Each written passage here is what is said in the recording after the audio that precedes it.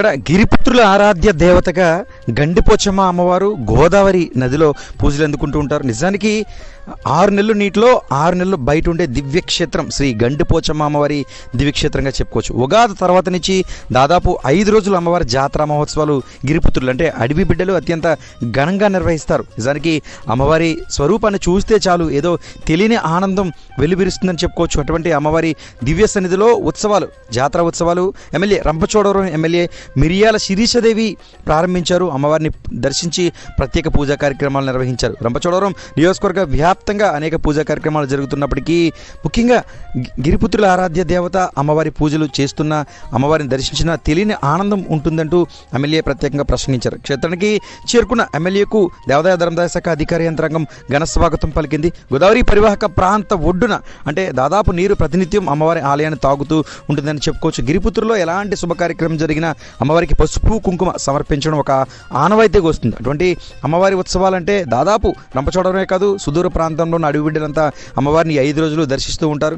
అమ్మవారికి వడపప్పు నైవేద్యం సమర్పించి, పిండి వంటకాలు సమర్పించి ఇక్కడ ప్రసాదాలు కూడా స్వీకరిస్తారు. ఏదేమైనా గోదావరి తీరం తూర్పు ఏజెన్సీకి సంబంధించి దేవీపట్నం మండలంలో ఉన్న గండిపోచమ్మ ఆలయ ఉత్సవాలు ఘనంగా ప్రారంభమయ్యాయి. దీంతో భక్త జనసందోహంగా ప్రాంతం మారిపోయింది.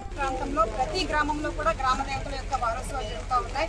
దానిలో భాగంగా ఎంతో ప్రతిష్టత పొందినటువంటి స్వయంభూ శ్రీ గండిపోచమ్మ అమ్మవారి యొక్క మహోత్సవాలు ఈ రోజు మొదలుకొని 5 రోజుల పాటు ఈ యొక్క మహోత్సవం జరుగుతూ ఉన్నాయి.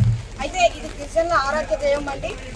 మీ అందరికీ కూడా తెలుసు, మన కూటమి ప్రభుత్వం ఏర్పడిన కొద్ది రోజుల్లోనే పోలవరం ప్రాజెక్టులో ముంపుకు గురవుతున్నటువంటి మన దేవీపట్నం మండలంలో వెలిసినటువంటి గండిపోచమ్మ అమ్మవారిని ప్రొటెక్షన్ వాల్స్ కోసం మేము ప్రపోజల్స్ పెట్టడం జరిగింది.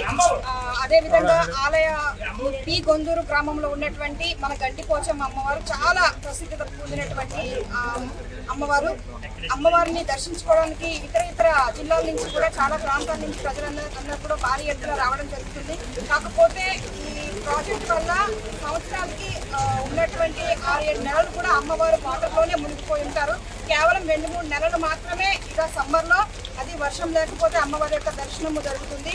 ఈ రీతిగా నేను ప్రభుత్వం దృష్టికి తీసుకెళ్లగానే కర్ణాటకలో సంగమేశ్వర స్వామికి ఏ విధంగా అయితే అక్కడ ఫ్లడ్లో ఉన్నటువంటి ఆ సంగమేశ్వర స్వామికి ప్రొటెక్షన్ వాల్స్ ఏ విధంగా ఆ టెంపుల్ని రక్షించారో ఆ రీతిగానే మన రాష్ట్రంలో కూడా దేశంలో ఎక్కడ లేని విధంగా ఈ యొక్క టెంపుల్ డెవలప్మెంట్ కూడా మన ప్రభుత్వం ఎంతగానో కృషి చేస్తుంది. దాని నిమిత్తం 207 కోట్ల రూపాయలు మనకి పోలవరం ప్రాజెక్టులో ఇంక్లూడ్ చేసి దీని డెవలప్మెంట్ కోసం మన కూటమి ప్రభుత్వం, మన కేంద్ర ప్రభుత్వాలు ఎంతగానో సహకరిస్తూ ఉన్నాయి. చిన్న మాట నిలబెట్టుకోవాలని ముఖ్యమంత్రి గారు ఎంతో కృషి చేస్తూ ఉన్నారు. దానిలో భాగంగా ఈ రోజు ఏ రాష్ట్రంలో లేని విధంగా దేశంలోనూ గొప్ప ఒక రోల్ మోడల్ గా చేయాలనేటువంటి ఉద్దేశంతో గండిపోచమ్మ అమ్మవారి యొక్క ఆలయాన్ని ఎంతో ప్రతిష్టాత్మకంగా రూపుదిద్దాలనేటువంటి ఒక మంచి ఆలోచనతో ముందుకెళ్తా ఉన్నారు.